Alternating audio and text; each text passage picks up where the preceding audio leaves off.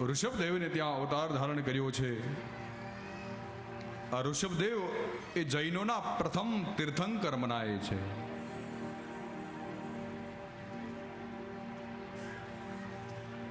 ભરતજી મહારાજ ભગવાનના પરમ ભક્ત છે. એક વખત હરણના મોહમાં ફસાયા અને બીજા અવતારમાં એમને હરણ બનવું પડ્યું. પણ ભગવાનના પરમ ભક્ત છે તો એમની સ્મૃતિ નષ્ટ ન થઈ અને અંતે રાજા રહુગણને ઉપદેશ કરે છે જડભરતજી. એની કથા કરી છે. અનેકાનેક ભવાટવીનું વર્ણન કર્યું, સૂર્યની ગતિનું વર્ણન કર્યું છે, ગ્રહો નક્ષત્રો આદિ બધા જ ભિન્ન ભિન્ન ખંડોનું વર્ણન કર્યું છે જડભરતજીએ. એની કથા કરી છે. સૂર્યના રથનો અને તેની ગતિનું વર્ણન કર્યું. નરકોની વિભિન્ન ગતિઓનું વર્ણન કર્યું છે. અજામિલ ઉપાખ્યાન કયું છે કે ભગવાન કરતા ભગવાનનું નામ કેટલો મોટો છે એ અજામિલ ઉપાખ્યાનમાં એની કથા વિસ્તારથી કહી છે. અજામિલ વેદજ્ઞ બ્રાહ્મણ છે, વેદ પાઠી બ્રાહ્મણ છે, વિદ્વાન બ્રાહ્મણ છે, પણ સંગના કારણે પોતાનું જીવન બગાડ્યું અજામિલે. એની ધર્મ પત્ની બહુ ધાર્મિક હતી, ભગવાનને માનનારી હતી. એક વખત જ્યારે અજામિલ ઘરે નથી એ સમયે કેટલાક સંતો મહાપુરુષો અજામિલના ઘરે આવે છે ભિક્ષા લેવા માટે. એ સમયે અજામિલની પત્ની કહે છે, હે મહાપુરુષો, હે પ્રભુજી, આમનું જીવન આપ કંઈક સુધારો, ભગવાન તરફ એમની ગતિ થાય એવું કંઈક કરો. અને એ જ સમયે એ સંતો મહાપુરુષોએ અજામિલના પુત્રનું નામ નારાયણ રાખ્યું છે કે ભલે ને પરાણે લે, પોતાના છોકરાનું નામ નારાયણ કહીને બોલાવે પણ ભગવાનનું નામ તો લે. અને અંતે જ્યારે એ અજામિલ બીમાર હોય, ખાટલામાં પડ્યા પોતાના પુત્ર નારાયણને નારાયણ નારાયણ કહીને બોલાવે. અને અંત સમય જ્યારે નજીક આવ્યો, પોતાના પુત્રને બોલાવે છે અજામિલ, નારાયણ નારાયણ કહીને બોલાવે છે પોતાના પુત્રને. પણ નારાયણ નારાયણ જ્યાં નામ લીધું, પણ ત્યાં અંત સમયે અજામિલને ભગવાનના પાર્ષદો આવે છે લેવા માટે વિમાન લઈને. એ અજામિલ ઉપાખ્યાનની કથા કરી છે સુખદેવજી મહારાજે. દક્ષના પુત્રોને જ્ઞાનોપદેશ કરે છે દેવર્ષિ નારદ અને વૈરાગ્ય જાગે છે, એની કથા કરી છે. બૃહસ્પતિ દેવતાઓનો ત્યાગ કરે છે અને એ સમયે દેવતાઓ યુદ્ધમાં હારી જાય છે. એ પછી જ્યારે નવા ગુરુ બનાવે છે વિશ્વરૂપને ઇન્દ્ર, પોતાના દેવતાઓના ગુરુ, અને એ વિશ્વરૂપનો પણ લોભમાં આવી અને ઇન્દ્ર જ્યારે વિશ્વરૂપનો વધ કરે છે કે બ્રાહ્મણો, ત્યારે ઇન્દ્રની પાછળ બ્રહ્મ હત્યાનું પાપ લાગે છે અને બ્રહ્મ હત્યા ઇન્દ્રની પાછળ પડે છે. ઇન્દ્ર એ બ્રહ્મ હત્યાથી અનેક ભાગ્યા છે, પણ એ બ્રહ્મ હત્યા ઇન્દ્રનો પીછો નથી છોડતી. ત્યારે અંતે એ બ્રહ્મ હત્યાને 4 ભાગમાં વહેંચી છે ઇન્દ્રએ. અને કોને કોને આપી? બ્રહ્મ હત્યાનો એક ભાગ ઇન્દ્રએ પૃથ્વીને આપ્યો, એક ભાગ પાણીને આપ્યો, એક ભાગ વૃક્ષોને આપ્યો અને એક બ્રહ્મ હત્યાનો ચોથો ભાગ સ્ત્રીઓને આપ્યો. એ આજે આપણને દેખાય છે બ્રહ્મ હત્યાનો એક ભાગ. પૃથ્વીમાં જે રણ વિસ્તાર છે, જે ખારો પાટ પડ્યો છે, એ બ્રહ્મ હત્યાનો એક ભાગ છે. પાણીમાં જે લીલ વળે છે એ બ્રહ્મ હત્યાનો એક ભાગ છે. વૃક્ષો ઉપર જે ગુંદર આવે છે એ બ્રહ્મ હત્યાનો એક ભાગ છે. અને દર મહિને સ્ત્રી રજસ્વલા થાય છે, એ પણ બ્રહ્મ હત્યાનો એક ભાગ છે. એ ચારેયને ઇન્દ્રે વરદાન આપ્યું છે, એની કથા કરી છે. વૃત્રાસુરાદી સાથે યુદ્ધ થયું, એના પૂર્વ જન્મની કથા, એ બધી કથા વિસ્તારથી કહી છે. પુંસવન વ્રતની વિધિ કહી છે કે વ્રત કેવી રીતે કરવું પુંસવન એની વિધિ બતાવી છે ભાગવતમાં સુખદેવજી મહારાજે. આ બાજુ હિરણ્યાક્ષનો વધ કર્યો છે ભગવાન વિષ્ણુએ, તો એનો ભાઈ હિરણ્યકશ્યપ એ ભગવાન નારાયણનો દ્રોહ કરે છે. પણ એવા રાક્ષસના ઘરે પણ પ્રહલાદ જેવાનો અવતાર થયો છે.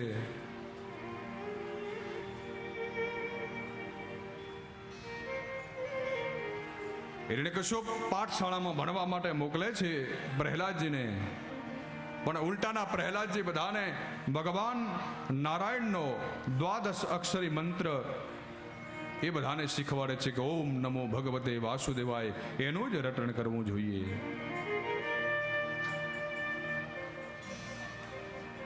અને હિરણ્યકશ્યપ અંતે અનેક પ્રયાસો કરે છે પ્રહલાદજીને મારવાના, પણ પ્રહલાદજીનો વાળ પણ વાંકો થતો નથી, કારણ કે માથે નારાયણનો હાથ છે. બહુ પ્રયાસો કર્યા પ્રહલાદજીને મારવાના, અંતે મારી ન શક્યો હિરણ્યકશ્યપ પ્રહલાદજીને. પણ પ્રહલાદજીનો વિશ્વાસ એવો છે કણે કણમાં કે નારાયણ રહેલા છે, ભગવાન સર્વવ્યાપક છે, હરિવ્યાપક સર્વત્ર સમાના.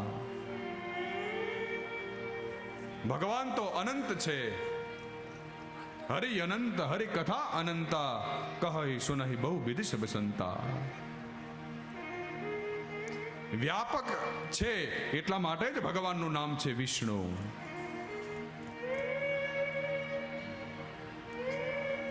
અને એક સમયે પ્રહલાદજીને મારવા માટે કરી અને એક ધગધગતો સ્તંભ સામે ઉભો કરાવડાવે છે હિરણ્યકશ્યપ. અને પ્રહલાદજીને કહે છે કે તને એટલો બધો નારાયણમાં વિશ્વાસ હોય તો આ ધગધગતા જે સ્તંભ છે થાંભલો છે એને તો બથ ભરી જાજો. તારો નારાયણ હશે કણે કણેમાં તો તને બચાવવા જરૂર આવશે. અને જ્યાં નજર કરે છે પ્રહલાદજી, ધગધગતો અંગારા જેવો સ્તંભ જોયો, થાંભલો જોયો. વિચાર કરે છે કે ઓ આને બથ ભરી જાઉં તો મારું મૃત્યુ નિશ્ચિત છે. પણ મારો નારાયણ ક્યાં છે, મારો હરિ ક્યાં છે? પણ ત્યાં તો કીડીઓની હાર જોઈ અને વિચાર કર્યો કે ઓ ભગવાન આવી ગયા, મારો નારાયણ આવી ગયો સ્તંભમાં. અને જ્યાં પ્રહલાદજી બથ ભરવા જાય પણ ત્યાં તો કવિઓ કહે છે શું થયું? સ્તંભ ફાટે છે. કડડમ ખડડમ બ્રહ્માંડ હલે, દડડમ દડડમ કરડાક બજે.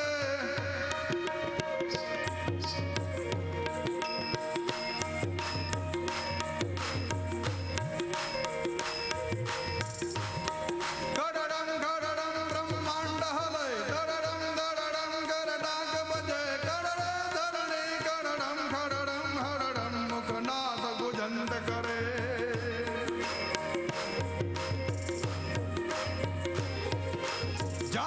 થાંભલાને બાથ ભરવા જાય પ્રહલાદજી મહારાજ, ત્યાં તો સ્તંભ ફાટ્યો અને ભગવાન નરસિંહ પ્રગટ થયા છે. બોલીએ નરસિંહ ભગવાન કી જય. કડકે ધરણી કડડમ કડડમ ખડડમ મુખનાદ ગુજંત કરે.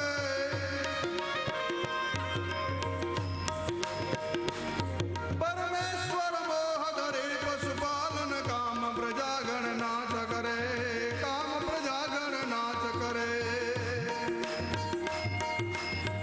અને ભગવાન નરસિંહને જોયા અને આ બાજુ હિરણ્યકશ્યપ ગભરાયો તો મારો કાળ આવ્યો, મારું મૃત્યુ આવ્યું મારી સામે. ભગવાન સ્તંભ ફાડીને પ્રગટ થયા ભગવાન નરસિંહ. પ્રહલાદજીના મુખ પર સ્મિત આવ્યું, પોતાનું હૃદય પ્રસન્ન થયું પ્રહલાદજી મહારાજનું. અને ભગવાન એકદમ કૂદ્યા. સંધ્યા સમય ભગવાન પ્રગટ થયા છે નરસિંહ. અડધું મુખ છે સિંહનું, બાકીનું શરીર છે મનુષ્યનું. એટલે નથી પશુ અને નથી મનુષ્ય.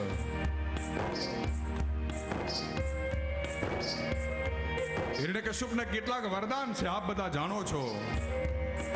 રાતે નહીં મરું, દિવસે નહીં મરું, સુકાથી નહીં, લીલાથી નહીં, અસ્ત્રથી નહીં, શસ્ત્રથી નહીં, દિવસે નહીં, રાત્રે નહીં. અને ભગવાન નરસિંહે હિરણ્યકશ્યપને લીધો, પોતાની બથમાં ઉપાડ્યો, પોતાના ઘરના ઉંબરા વગર, પોતાના ખોળામાં, નહીં નીચે નહીં ઉપર, સંધ્યા સમય નથી, રાત્રિ નથી, દિવસ, અને પોતાના નખથી એની છાતીને ભગવાને ચીરી દીધી અને હિરણ્યકશ્યપનું મૃત્યુ થયું છે. અને ભગવાન લાલ ચોળ ભગવાનની આંખો, ભગવાન ક્રોધમાં છે. નરસિંહ ભગવાન કે મને હેરાન કરે ચાલે, પણ મારા ભક્તને કોઈ હેરાન કરે એ હું ન ચલાવી લઉં. ભગવાનના ક્રોધના કારણે ગભરાય છે બધા દેવતાઓ. ભગવાનની પાસે, ભગવાનની નજીક કોઈ જતો નથી. ત્યારે બ્રહ્માજી પ્રહલાદજીને કહે છે કે જાઓ, તમે ભગવાનને મનાવો, ભગવાનને શાંત કરો, ભગવાનની સ્તુતિ કરો. ત્યારે પ્રહલાદજી ભગવાનની સ્તુતિ કરે છે, ભગવાનને શાંત કર્યા. ભાગવતજી તો એવું લખે છે કે પ્રહલાદજીને નરસિંહ ભગવાન પોતાના ખોળામાં લે છે અને પોતાની જીભથી ચાટે છે. એટલો વાલ કરે છે ભગવાન નારાયણ પોતાના ભક્તને. આ બધી કથાઓ જ્યારે 2 ટાઈમની હોય ને ત્યારે પૂરું પડે ભાગવતમાં. 4 કલાકની કથા હોય ને એમાંય પાછા આપણે બધું આવરી લેવું પડે. એમાં સંજોગો વસાત બધું કરવું પડે, એટલે આ એ સમય ઓછો પડે. એટલે મારે તો હર વખતે એવું જ થાય છે કે 10મા સ્કંદ સુધી પહોંચવાનું હોય, દ્રુત ગતિથી ગાડી દોડાવવી પડે, એટલે બધી કથાનો વિસ્તાર ન થઈ શકે. યતિ ધર્મનું નિરૂપણ કર્યું છે. બ્રહ્મચાર્ય આશ્રમ અને વાનપ્રસ્થાશ્રમના નિયમો કયા છે. ગૃહસ્થ આશ્રમે એમાં મનુષ્યો કેવી રીતે રહેવું જોઈએ એના નિયમોનું વર્ણન કર્યું સુખદેવજી મહારાજે. મનવંતરોનું વર્ણન કર્યું. એના પછી ગજેન્દ્ર ગ્રાહની કથા આવે છે. કહે છે કે સરોવરમાં, એક સમુદ્રની અંદર એક ગજેન્દ્ર, એક હાથી પોતે પાણી પીવા માટે અને વિહાર કરવા માટે જાય છે પોતાની પત્નીઓની સાથે. એ જ સમયે એક ગ્રાહે આવી અને ગજેન્દ્રનો પગ પકડી લીધો છે અને કહે છે ભાગવતજી કે અનેક પ્રયાસો કરે છે ગજેન્દ્ર છૂટવાના, એ ગ્રાહની પકડમાંથી, પણ પોતે છૂટી શકતો નથી. ત્યારે અંતે એ ભગવાન નારાયણની સ્તુતિ કરતા બોલાવે છે, ભગવાન શ્રી હરિની સ્તુતિ કરે છે કે હે ગોવિંદ, હે ગોપાલ, આપ પધારો પ્રભુ, મને આ ગ્રાહની જે પકડ છે એનામાંથી મને તમે મુક્તિ અપાવો. હે ગોવિંદ, હે ગોપાલ, અબ તો જીવન હારે. હે ગોવિંદ, હે ગોપાલ, અબ તો જીવન હારે. હે ગોવિંદ, હે ગોપાલ, અબ તો જીવન હારે. હે ગોવિંદ, હે ગોપાલ, અબ તો જીવન હારે. હે ગોવિંદ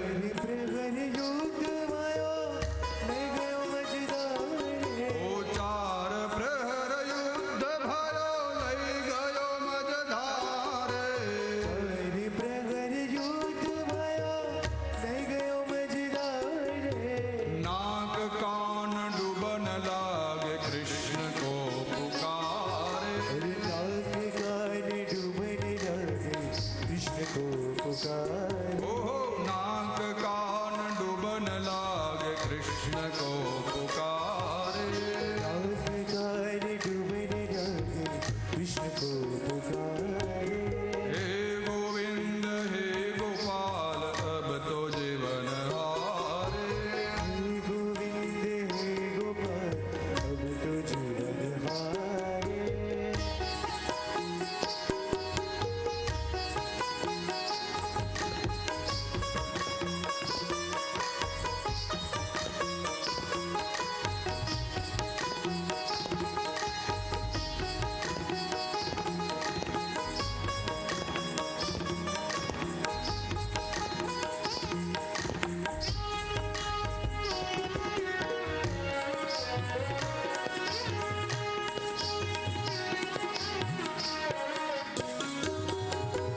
द्वारिका में सत्य गयो शोर भयो भारे। द्वारिका में शब्द गयो छोर भयो भारे। ओ द्वारिका में सत्य गयो शोर भयो भारे। द्वारिका में शब्द गयो छोर भयो भारे। शंख चक्र गदा पद्म गरुड़ लय सिधारे। शंख चक्र गदा पद्म गरुड़ लय सिधारे। ओ शंख चक्र गदा पद्म गरुड़ लय सिधारे। ओ शंख चक्र गदा पद्म गरुड़ लय सिधारे। हे गोविंद हे गोपाल अब तो जीवन हारे। हे गोविंद हे गोपाल अब तो जीवन हारे।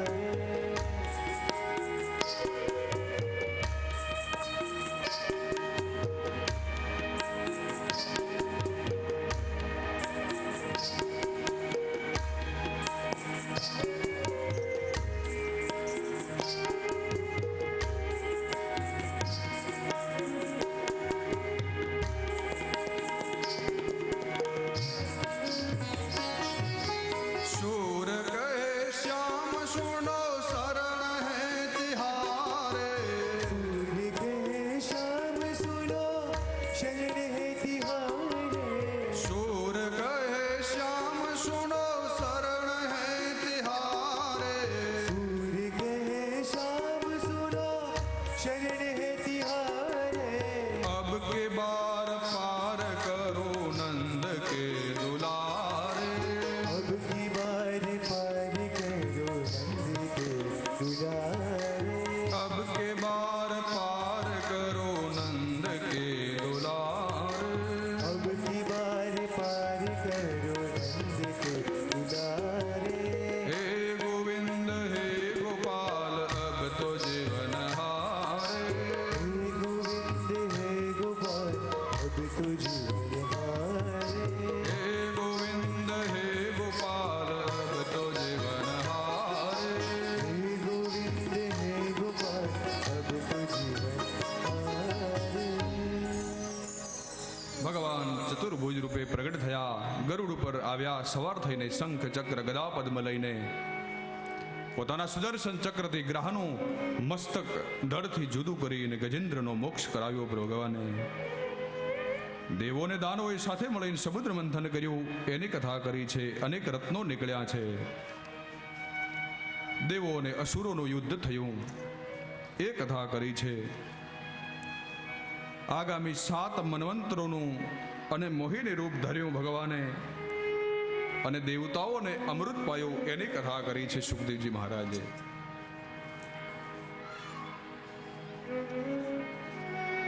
મનુ વગેરેના ભિન્ન ભિન્ન કર્મોનું એનું વર્ણન કર્યું. રાજા બલિનો સ્વર્ગ ઉપર વિજય, 100 અશ્વમેધ યજ્ઞ કરે એ ઇન્દ્ર બને છે. 100મો અશ્વમેઘ યજ્ઞ ચાલી રહ્યો છે. દેવતાઓ ભગવાનને સ્તુતિ કરે છે કે પ્રભુ 100 યજ્ઞ પૂરા કરશે બલિ રાજા તો એ ઇન્દ્ર બનશે, એનું આધિપત્ય સ્વીકાર કરશે, તમે એને રોકો. ત્યારે આવે છે ભગવાન બલિ રાજાના યજ્ઞમાં વામન બનીને આવે છે પ્રભુ.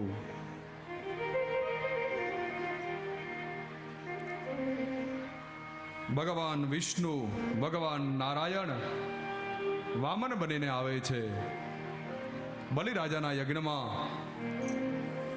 કેમ કે જો 100 અશ્વમેધ યજ્ઞ પૂરા થાય તો એ બલિરાજા ઇન્દ્ર બને અને એ ઇન્દ્રને પોતાનું પદ છોડવું પડે.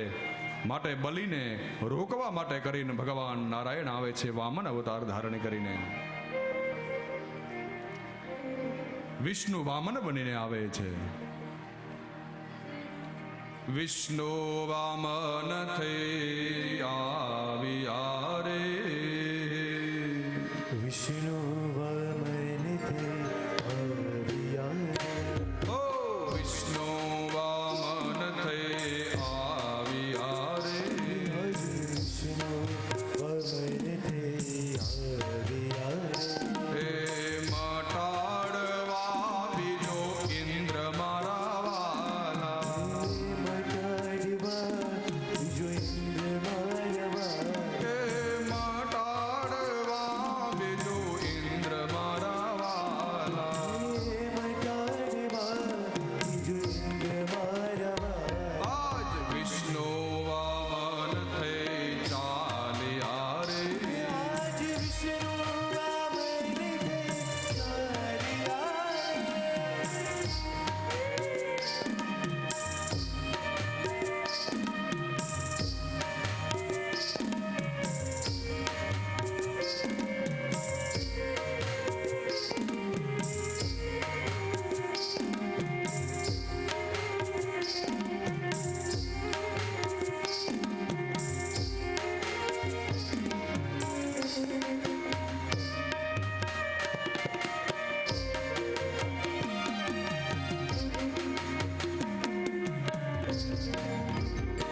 ઓ મૃગ ચર્મ કાખમાં શોભતું રે.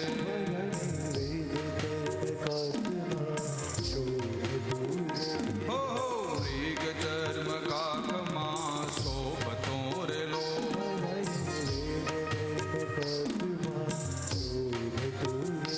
ઓ ભાલે ત્રિપુંડ વિશાલ મારા વાલા.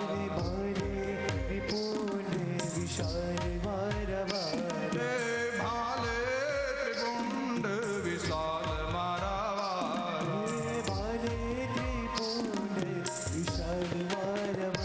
આજ વિષ્ણુ વામન થઈ આવ્યા રે.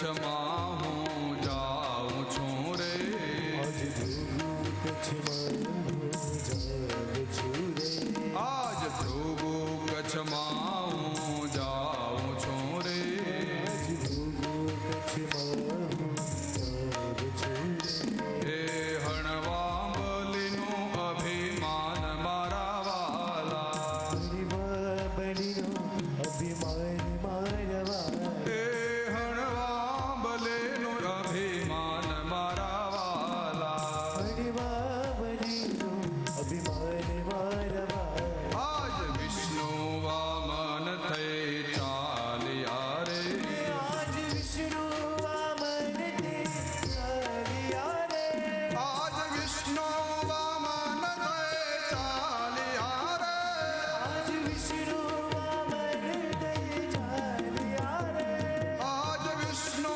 વામન થઈ ચાલ્યા રે વિષ્ણુ વામન તે ચાલ્યા રે ભગવાન વિષ્ણુ વામન રૂપે પ્રગટ થયા રાજા બલિની પાસે 3 ડગલા પૃથ્વી માગી અને બધું જ માપી લીધું 3 ડગલાની અંદર ભગવાન વામનમાંથી વિરાટ થયા આકાશ પાતાળ સમગ્ર સૃષ્ટિ નાપી લીધી ભગવાને એની કથા કરી છે અનેક વંશના વર્ણન કર્યું સૂર્ય અને ચંદ્ર વંશનું વર્ણન કર્યું ભગવાન સુખદેવજીએ હવે રામજીનું ચરિત્ર આવે છે ભગવાન શ્રી કૃષ્ણ પહેલા ભગવાન રામ પ્રગટ થાય છે